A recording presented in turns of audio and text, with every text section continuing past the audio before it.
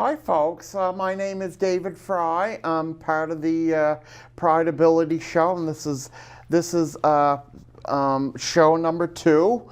And today I have a wonderful guest.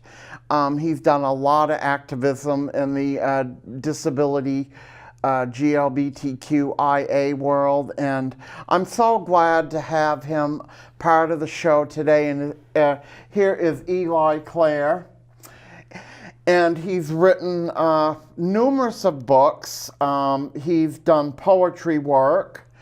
And he's just a wonderful, wonderful activist. And I am just so pleased to have him part of the show today. Thank you, David. It's great to be here.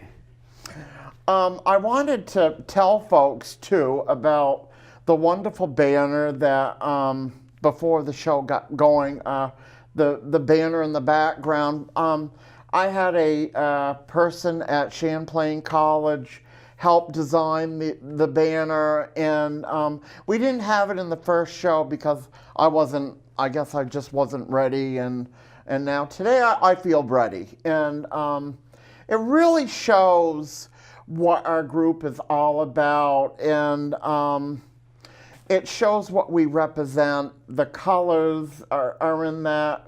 People in a wheelchair, people with a service dog, people with a cane. It's just a great banner. And we use this banner every year in our Pride parades. And, when I'm doing conferences, I like taking it. For Voices and Choices for Green Mountain Self Advocates, I take it for that. And I just wanted to touch a little bit about our banner because I'm so proud of the banner and really what we represent. And so today I just wanted to talk today with Eli and the work that you've been doing. I have a couple of questions I wanted to ask you. When you went to school, when you were in grade school, and the way we were treated in grade school, I've got to say that your life story and my life story are about the same. Right. And how we were treated in schools, and I've got to say that we weren't treated very well. And like you had said in an interview in this bibliography that I was reading with you, that the IQ test was so inaccurate, and we were retarded, and then we were put in special ed, and they really didn't look at us as human beings. We were so unfair treated, and Right. and your story and my story just was like, wow, and then you were so I wanted to touch more on that. Right. So let me talk a little about school and education and what happened in the last 50 years in terms of education for disabled people.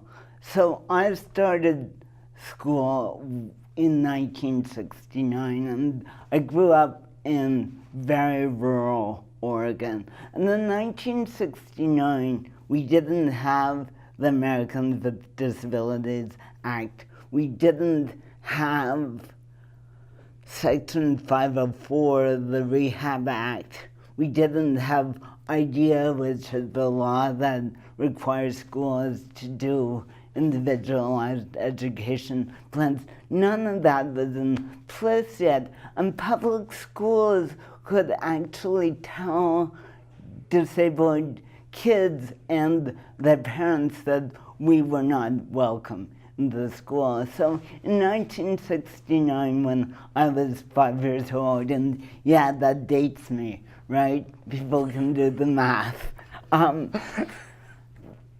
they wanted me in the special education room, as you just said, because several years before the diagnostic work that had been done on me had declared me mentally retarded.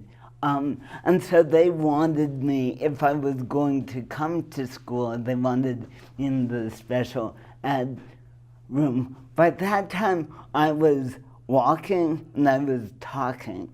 And my father, who taught in the school district, it was a really tiny, poor school district. My father said to the principal of the grade school, no, we're going to do another IQ test.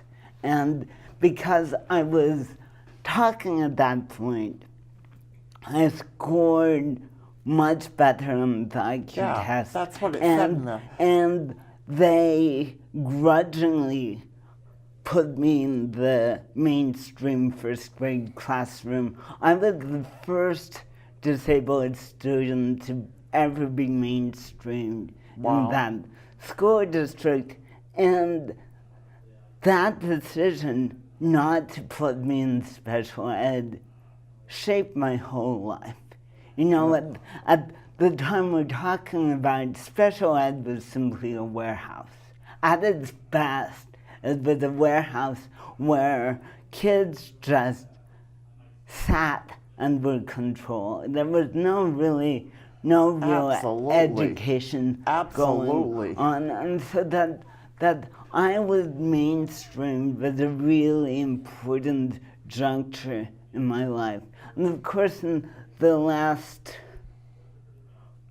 45 years, there's been more and more and more mainstreaming. In some places, special ed is actually not just a warehouse. In some school districts, special ed is actually a place to get some education. And in other school districts, not at all.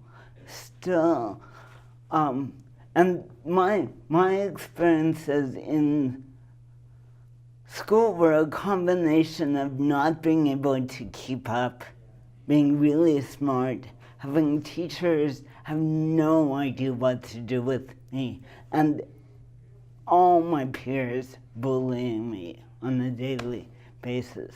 And by the time I was in 6th or 7th grade, the worst of the bullying tapered down some. But then I was completely isolated. And given the choice between isolation and bullying, isolation was by far more preferable. But so how did that all come out when you realized that you were a gay man? I mean, were people really still very offensive about your sexuality, or how did that come out? Right. So I'm transgender, meaning I was assigned girl at birth. I lived as a tomboy, and came out just after I left high school. There was no way to come out while I was still in that very, very rural, small high school. I came out as a lesbian in 1981 and 82 and lived for many years as a butch dyke. And that coming out was made easier by living in a city. I ended up in Portland, Oregon to go to college. I got a big scholarship to go to college. And so I came out in a lesbian and gay community. We weren't calling it an LGBT community yet. The B and T hadn't been added. And I remember a lot of homophobia. I remember a lot of wanting to date and flirt and having no access to that. No one was seeing me as a sexual being. Even folks in the lesbian and gay community I came out and into were not seeing me as a sexual being, and that so speaks to one of the big issues that LGBTQIA people with disabilities face, is that either we're completely desexualized, even in LGBT communities, or we're seen, or our sexuality is seen as really, really dangerous. And that's true today too. I go into lots of LGBTQIA spaces and, you know, I'm just ignored. Wow. And that's not an uncommon experience for disabled folks. Yeah. So when you became a huge activist in this world that for people with disabilities that are GLBTQIA, it said that you walked across the United States for peace. Can you talk a little bit about that? Right. So as I was coming out when I was 18 and 19 years old, I was also moving from having grown up in a very right-wing household to becoming a very lefty progressive person. So there's a period of time where a lot was revealed about who I was and what I wanted to do. And so I went on this peace walk in 1986. I turned 23 on the peace walk, and we walked from Los Angeles to Washington, D.C. It took us 8.5 months. So this was 1986. Ronald Reagan has been in office for 6 years. The Cold War, there's no signs that it will be done in another 3 years. No clue that the Berlin Wall is going to soon come tumbling down. There are missile silos all over the Plain States here in the U.S., staffed 24/7 with people ready to push the button to send missiles to the Soviet Union.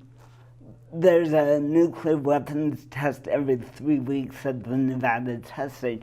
So that's the context in which 400, 500 of us maybe walked across the country for global nuclear disarmament, talking to people the whole way. You know, we were kind of the circus coming to town, and people would want to come see our camp. We walked 15 miles every day and pitched our camp so there were 300 tents and a kitchen truck and 2 or 3 trucks that carried our gear, and 50 of us were children, and the oldest marcher turned 79 on the walk, and the youngest marcher learned to walk during the march. And the people would come to see the circus, and then we'd be able to talk about peace and global nuclear disarmament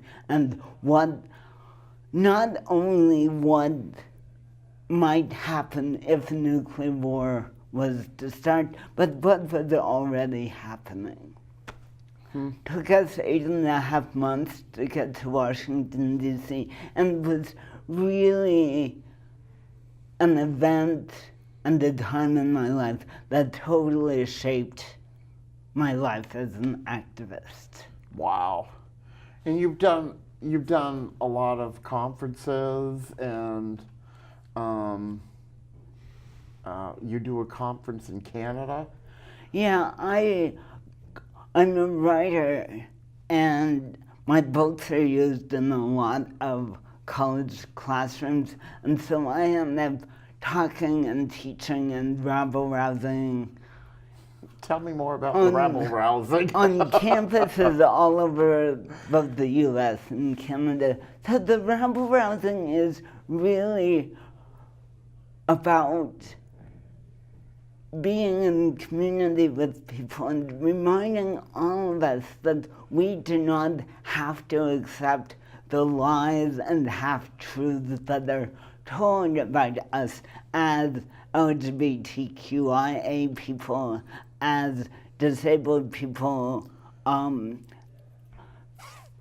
folks, people of color don't need to accept the stereotypes, the racist stereotypes they live with, and on and on and on. Yeah. And so much of my work is encouraging and emboldening people to rebel against those stereotypes. Wow. Wow, wow, wow. So tell me about the two books that you wrote. Well, not this one, but the other one. So I've written 3 books. I've written 2 books of nonfiction, so 2 books of essays. In 1999, I published Exile and Pride, Disability, Queerness, and Liberation. It's a collection of essays really about home, where I spend a lot of time thinking about how disability, race, class, gender, and sexuality are all connected. A lot about my growing up time, some about the bullying we talked about earlier. My second book is a book of poetry called The Marrow's Telling Words in Motion. I started my writing life as a poet. And my third book that came out just a year ago is another book of essays called Brilliant Imperfection, Grappling with Care. Because another thing many of us face, and not just disabled people face, is this overwhelming, dominant cultural message that some of our bodies and minds are broken, and that brokenness needs to be fixed. So my most recent book is really exploring what cure means and how cure functions. Cool. So, poetry, you want to read us a little bit of Yeah, poetry? yeah, I'll read you a poem. This is called How to Talk to a New Lover about cerebral palsy. Tell him, complete strangers have patted my head, kissed my cheek, called me courageous. Tell this story more than once. Ask him to hold you, rock you against his body, chest to back, his arms curving round. Only you flinch, unchosen, right arm trembles. Don't use the word spastic. In Europe, after centuries of death by exposure and drowning, they banished us to the streets. Let him feel the tension burn down your arms, tremors jump. Take it slow. When he asks about the difference between CP and MS, refrain from handing him an encyclopedia. If you leave, know that you will ache. Resist the urge to ignore your body. Tell him, they taunted me, retard, monkey, defect. The words sank into my body. The rocks and fists left bruises. Gimps and crips, caps in hand. We still wandered the streets, but now the options abound. Telethons, nursing homes, and welfare lines. Try not to be ashamed as you flinch and tremble under his warm hands. Think of the stories you haven't told yet. Tension locks behind your shoulder blades. Ask him what he thinks as your hands shake along his body. Sleep curled against him, and remember to listen. He might surprise you. Wow, that's beautiful. Beautiful, beautiful, beautiful. And you can get more of those wonderful poems by Eli Clare. He does have a book out. And what's the book for the poetry? The title of the book of poems is called The Marrows Telling Words in Motion, and you can find all my books from my website, and my URL is eliclare.com. You know, the books, the poems, your life, it's just been a beautiful thing. And I just want to say thank you so much for being part of the show today and making a difference. I think both of us are trying to make a difference. Well, I want to thank you, and I want to plug the support group at the Pride Center, because one of the things that LGBTQIA disabled people face is a huge amount of isolation and lack of access to LGBT communities and to disability communities.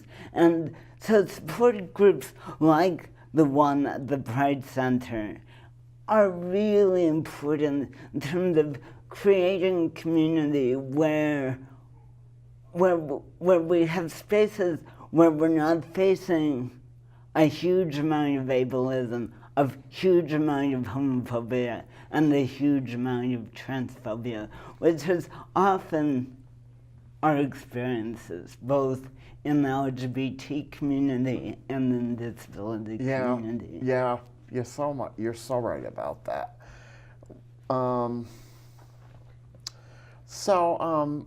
Thank you for coming today and being a part of the Prideability show, and looking forward and working with you in other areas. Now I know that you're not that far away, and you come to one of my group meetings. Totally. Would love to have you. Totally.